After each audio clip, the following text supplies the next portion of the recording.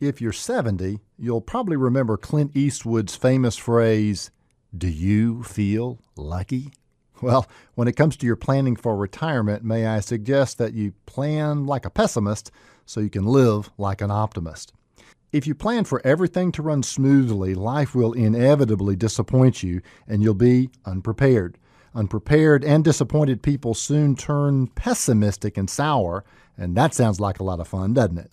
But if you'll be a little bit pessimistic in your planning, assuming some things will go wrong, you'll be much better prepared for and able to withstand the bumps in the road.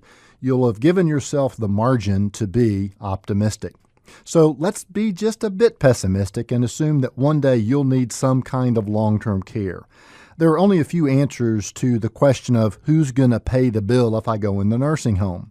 If you're flat broke and living on Social Security checks, whatever nursing home care you may receive will most likely be paid for by Medicare or Medicaid. Medicare pays only for nursing home stays after you've spent a certain amount of time in the hospital. And Medicaid pays only if you're broke. Even so, Medicaid and Medicare amount for about 70% of spending on nursing home costs.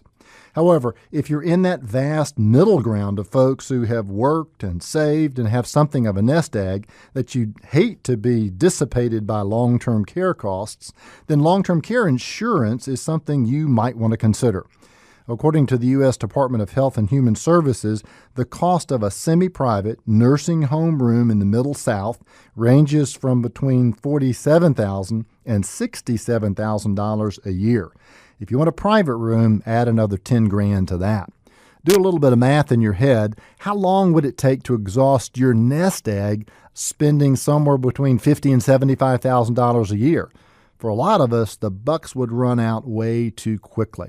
According to government estimates, long-term care insurance for a 70-year-old costs about $3,500 a year, double that for a couple. Suppose you've got $350,000 in the bank. Go with me on this one. It'll take you about 5 or 6 years to exhaust that $350,000 if you had to spend it all on nursing home care. But the $7,000 a year, remember that's the cost of long-term care insurance for 2 people, is only about 2% of your nest egg.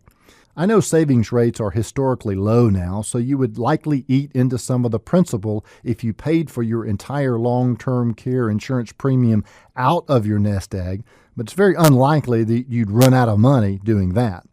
And there are even some more interesting options out there for funding your long-term care insurance. If you're willing to let an insurance company hold on to some of your money in a special single premium life insurance policy, you may not have to pay any monthly premiums at all. They use the float on your money to finance the long-term care insurance, and they still give you a little return on your money. If you never spend the money for long-term care, then your heirs will receive it income tax-free as an insurance death benefit. For those who have the cash, this is a pretty interesting option. Now, there's no one right answer that's right for everyone when it comes to paying for long-term care. Make sure to discuss any insurance options with a knowledgeable, licensed agent. A little bit of pessimism during your retirement planning can lead to a much more optimistic outcome for your retirement living. That is, of course, unless you feel lucky. Offering you wisdom on wealth, I'm Byron Moore.